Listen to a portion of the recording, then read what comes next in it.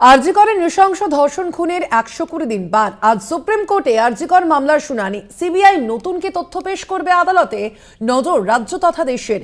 বিচারের অপেক্ষায় অভয়ার পরিবার। আজই সুপ্রিম কোর্টে এই মামলার শুনানি রয়েছে। ফের আরজিকর কাণ্ড, অর্থাৎ গত 9 আগস্ট আমরা যেমনটা দেখেছিলাম যে নৃশংস ধর্ষণ ও খুনের ঘটনা ঘটেছিল আরজিকরে, এবং সেই ঘটনার পরবর্তীতে রাজ্য রাজনীতি তোলপাড় হয়ে ওঠে। 120 দিন পার হলেও এখনো পর্যন্ত সেই ঘটনার তদন্ত চালিয়ে যাচ্ছে কেন্দ্রীয় তদন্তকারী সংস্থা, এবং আজ সুপ্রিম কোর্টে আরজিকর মামলার শুনানি রয়েছে। সেখানেই সপ্তম স্ট্যাটাস রিপোর্ট পেশ করা হবে কেন্দ্রীয় তদন্তকারী সংস্থার পক্ষ থেকে।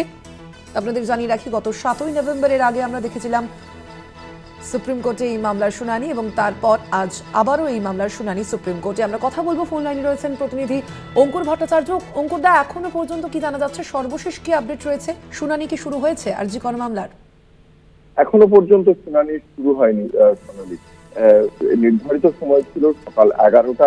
এখনো পর্যন্ত এই তথ্য আমরা পাচ্ছি না যে শুনানি পিছিয়ে গেলেও কত অবধি পিছিয়ে গেছে বা কখন শুনানি শুরু হবে। তবে এবার আজকে যে বিষয়গুলি উঠতে পারে আদালতে এই মামলার প্রেক্ষিতে, একদিকে যেমন সপ্তম তদন্তের অগ্রগতি সংক্রান্ত স্টেটাস রিপোর্ট জমা দেবে সিবিআই, এবং তার পাশাপাশি আমরা দেখেছিলাম শেষবার 7ই নভেম্বর যখন এই মামলা উঠেছিল সুপ্রিম কোর্টে, সেই সময় এই মামলাকে পশ্চিমবঙ্গের বাইরে নিয়ে যাওয়ার আবেদন জানানো হয়েছিল আইনজীবীদের একাংশের পক্ষ থেকে। সেই বিষয়টি সুপ্রিম কোর্ট খারিজ করে দিয়েছিল। দ্বিতীয়ত, এর আগে যখন অক্টোবর মাসে যখন এই মামলা উঠেছিল, সেই সময় সুপ্রিম কোর্ট যে সিভিক ভলান্টিয়ার এই মামলায় প্রধান অভিযুক্ত, এই সিভিক ভলান্টিয়ারদের রাজ্যে কিভাবে নিয়োগ করা হয়, কোন খাত থেকে তাদের বেতন দেওয়া হয়, এই সমস্ত কিছু জানতে চেয়ে রাজ্যের কাছে রিপোর্ট চেয়েছিল। গত 7ই নভেম্বর সেই রিপোর্ট রাজ্য জমা দেয়নি এবং সেই বিষয়ে কোনো কথাও হয়নি। যেহেতু 7 তারিখ প্রাক্তন প্রধান বিচারপতি ডিওয়াই চন্দ্রচূড়ের শেষ কর্মদিবস ছিল, তারপরে 8 তারিখেই তিনি পদত্যাগ করেন, রিটায়ার করেন, অবসর নেন, এবং সেই কারণে সেই দিন অনেকগুলি বিষয় সম্পর্কেই শেষ পর্যন্ত হাসপাতালে নিরাপত্তায় ঠিকাকর্মী নিয়োগ থেকে সরকারি হাসপাতালে সিসিটিভি, শৌচাগার, ডিউটি রুম, রেস্টুরেন্ট তৈরির কাজ শেষ হয়েছে কিনা, এই সংক্রান্ত বিষয়ে বিচারপতিরা তারা সেই দিন 3 সদস্যের বিচারপতিদের ডিভিশন বেঞ্চ সেই দিন কোনো স্ট্যাটাস রিপোর্ট চায়নি। আজকে সেই সংক্রান্ত বিষয়ে রাজ্য সরকার কিছু শীর্ষ আদালতকে জানায় কিনা সেদিকে নজর থাকবে।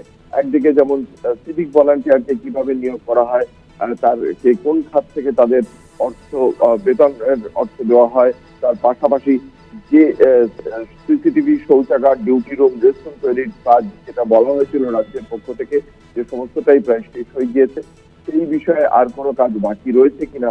জুনিয়র ডাক্তারদের পক্ষ থেকে যে আইনজীবী, তাদেরকে বলা হয়েছিল রাজ্য সরকারের সঙ্গে সমন্বয়ের ভিত্তিতে যদি কোনো পরামর্শ দেওয়ার থেকে সেই বিষয়গুলি দেবেন। ফলে সেক্ষেত্রে জুনিয়র ডাক্তারদের কি পর্যবেক্ষণ, রাজ্যের কাজে তারা সন্তুষ্ট কিনা, নিরাপত্তার পরিকাঠামো নিয়ে তারা সন্তুষ্ট কিনা, সেই বিষয়টিও তাদের আইনজীবী জানাবেন। অন্যদিকে ন্যাশনাল টাস্ক ফোর্সের কাছে যে দায়িত্ব দেওয়া হয়েছিল শীর্ষ আদালতের পক্ষ থেকে, তার প্রেক্ষিতে ন্যাশনাল টাস্ক ফোর্স বেশ কিছু তারা সুপারিশ দিয়েছিলেন। সেই সুপারিশের ভিত্তিতে রাজ্যের মুখ্য সচিবরা তারা কি জানান, সেই বিষয়টি অত্যন্ত গুরুত্বপূর্ণ।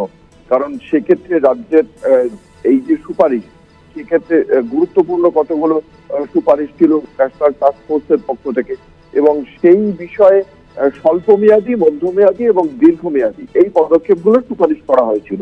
ফলে সেক্ষেত্রে মুখ্য সচিবদের এই 3 রকমের যে সুপারিশ, সেই সুপারিশ নিয়ে তাদের কি মতামত, সেটাও বিভিন্ন রাজ্যের মুখ্য সচিবরা আজকে শীর্ষ আদালতে সেই সংক্রান্ত বিষয়ে তাদের মতামত জানাতে পারেন।